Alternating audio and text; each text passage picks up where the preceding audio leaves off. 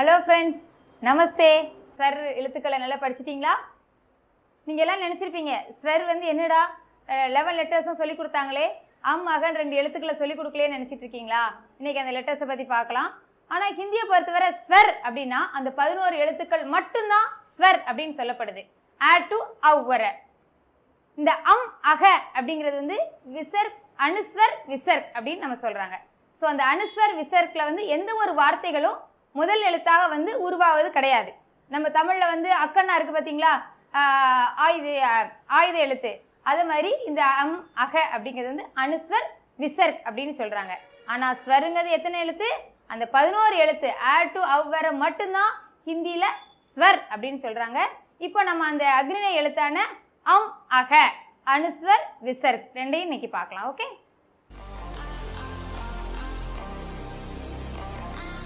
Okay.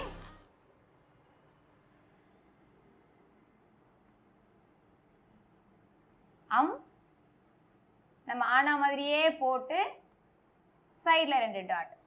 So அப்படிங்கிற எழுத்து ஆனா மாதிரியே போட்டு மேல ஒரு புள்ளி வச்சிட வேண்டியதான். அக அப்படிங்கிறது ஆனா மாதிரியே போட்டு சைட்ல 2 புள்ளி வச்சிட்டீங்கன்னா அக. இந்த அக வந்து அனுஸ்வர் ஸ்வர்க் அப்படின்னு சொல்றாங்க. அவ்வளவுதான். உயிர் எழுத்து வந்து மொத்தம் 33 எழுத்துக்கள் வந்து ஹிந்தியில இருக்குது.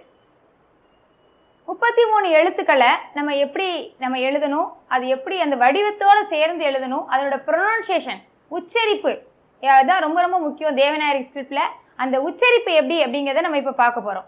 ஃபர்ஸ்ட் நம்ம தமிழ்ல உள்ள மாதிரி க, ச, ட, த, ப வரிசையில இருக்கும். ஃபர்ஸ்ட் நம்ம க வரிசை பார்க்க போறோம்.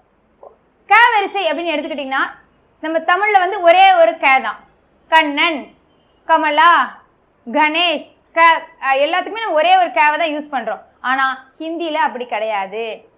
வித்தியாசமான உச்சரிப்புகள்.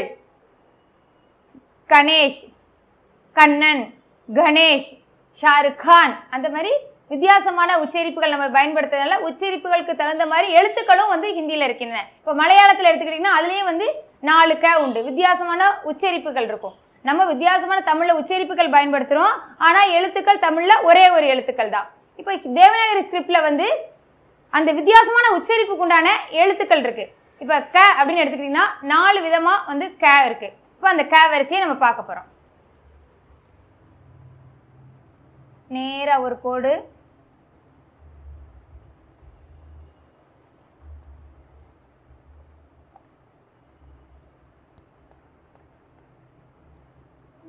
தமிழ்ல ஒரே ஒரு க தான். இத வந்து கேஏ ப்ரொனன்சியேஷன். க, கண்ணன், கமலா, கமல், காலா, அந்த மாதிரி கேஏ ப்ரொனன்சியேஷனா இந்த லெட்டரை யூஸ் பண்றோம்.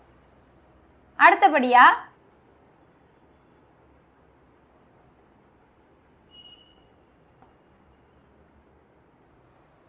KHA pronunciation. ஷாருக் கான், அமீர் கான். ஆனா தமிழ்ல பாருங்க ஷாருக் கான், கேஏ நம்ம தமிழ்ல வந்து கான் அப்படின்னு தான் எழுதுறோம். ஏன்னா நமக்கு வந்து KHAக்கு ப்ரொனன்சியேஷன் உச்சரிப்பு இல்ல, அதனால நம்ம வந்து கான் எழுதுறோம். ஆனா சொல்றப்ப ஷாருக் கான், அமீர் கான் அப்படின்னு சொல்றோம். ஸோ இந்த லெட்டர் வந்து KHA ப்ரொனன்சியேஷன். யாரும் பயந்து வேண்டாம், என்னடா கன்னு சொல்லுவாங்க, ஹிந்தினாலே கஷ்டம், அந்த மாதிரி கிடையவே கிடையாது. தமிழ் மக்கள் வந்து அழகா ஈஸியா தமிழை வந்து புரிஞ்சுக்கிடுவாங்க. இதை பாத்தீங்கன்னா KA ப்ரொனன்சியேஷன், KHA ப்ரொனன்சியேஷன், அவ்வளவுதான். நீங்க சொல்லி பாருங்க. KA ப்ரொனன்சியேஷன் கமல், கமலா, காலா, கல். நெக்ஸ்ட் லெட்டர் பாருங்க KHA. க, க, க, KHA. ஷாருக் கான், அமீர் கான், சல்மான் கான், கத், க. அந்த ஒரு காத்து வரும் நம்ம தொண்டையில சொல்றப்ப அந்த ஹெச் சவுண்ட சொல்லணும், வேற ஒண்ணும் கிடையாது. ஹெச் சவுண்ட சொன்னீங்கன்னா ஈஸியா அந்த லெட்டர் வந்து உங்களால ப்ரொனன்சியேஷன் பண்ண முடியும். நீங்க எல்லாருமே ப்ரொனன்சியேஷன் பண்ணிட்டு தான் இருக்கீங்க, பட் அதுக்கு வந்து நமக்கு எழுத்துக்கள் கிடையாதுனால உங்களுக்கு அதனோட டிஃபரன்ஸ் தெரியல. இப்போ நம்ம அதுக்கு ஒரு எழுத்துக்களை படிக்கிறோம். ஸோ க, ஷாருக் கான், க, KHA, க ப்ரொனன்சியேஷன்.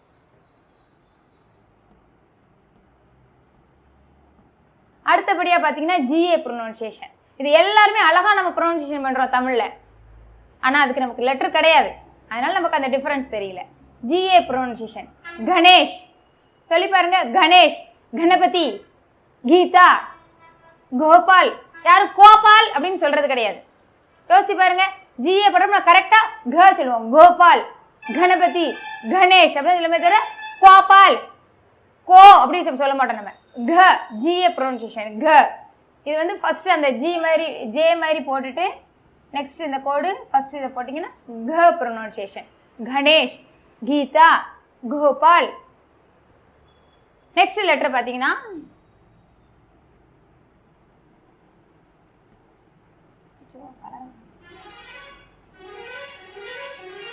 GHA pronunciation. घ, घड़ी, घंटा, घमंड. GHA pronunciation.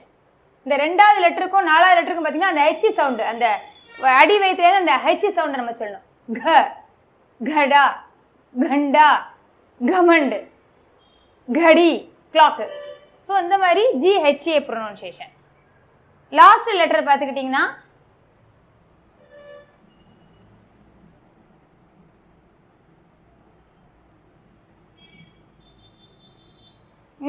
அங்கனம். இந்த லெட்டர் வந்து இந்த லெட்டர் ஆரம்பத்திலயோ முடிவுலயோ அந்த லெட்டர் வந்து பயன்படாது. ஆனா ஹிந்தியில பொறுத்தவரை ஃபர்ஸ்ட் வரிசையில க வரிசையில அந்த 4 க வரிசை தான் ரொம்ப முக்கியம். க, க, க, க, ஞ. இப்போ அந்த க வரிசையினோட எழுத்துக்கள் வந்து நீங்க டிஃபரன்ஸ் வித்தியாசம் பார்த்திருப்பீங்க. இந்த 4 வரிசை தான் க வரிசை. இது வந்து அல்ப பிரான். அல்பனா ஸ்ட்ரெஸ் பண்ணாம கண்ணன், கமலா, க கேஏ ப்ரொனன்சியேஷன். இது மகா பிரான்ங்கிறப்ப அந்த ஹைச் சவுண்டோட கொஞ்சம் அந்த காத்து வர்ற மாதிரி ஹைச் சவுண்டோட சொல்றதுனால இது வந்து மகா பிரான் அப்படின்னு சொல்லுவாங்க. இந்த லெட்டர்ஸ் வந்து மகா பிரான் அப்படின்னு சொல்லுவாங்க. ஏன்னா க, கத், க, கபர், கபர்னா நியூஸ், கபர், கத் லெட்டர். ஸோ அதனால அது வந்து மகா பிரான்னு சொல்றாங்க. இது வந்து க. இப்போ பார்த்தீங்கன்னா கங்கா, ஜிஏ ப்ரொனன்சியேஷன், ஜிஏ. அதனால நம்ம இந்த லெட்டர்ஸ் அதுமாதிரி காக்கா, கேஏ ப்ரொனன்சியேஷன். ஸோ இதுதான் அதனோட டிஃபரன்ஸ். ஆனா நம்ம தமிழ்ல சொல்றப்ப நமக்கு க ஒரு லெட்டர் இருக்கனால நம்ம கங்கான்னு சொல்றோம், காக்கான்னு சொல்றோம். ஆனா ஹிந்தியை பொறுத்தவரை க்கு தனியா இருக்கு, க்கு தனியா இருக்கு.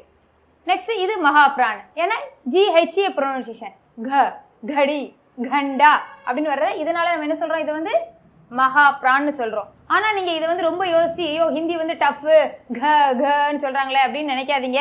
இது வந்து நான் அந்த 33 லெட்டர் சொல்ற வரை நீங்க கொஞ்சம் அப்சர்வ் பண்ணிட்டு வந்தீங்கன்னா அதுக்கப்புறம் you can write and read is very easily.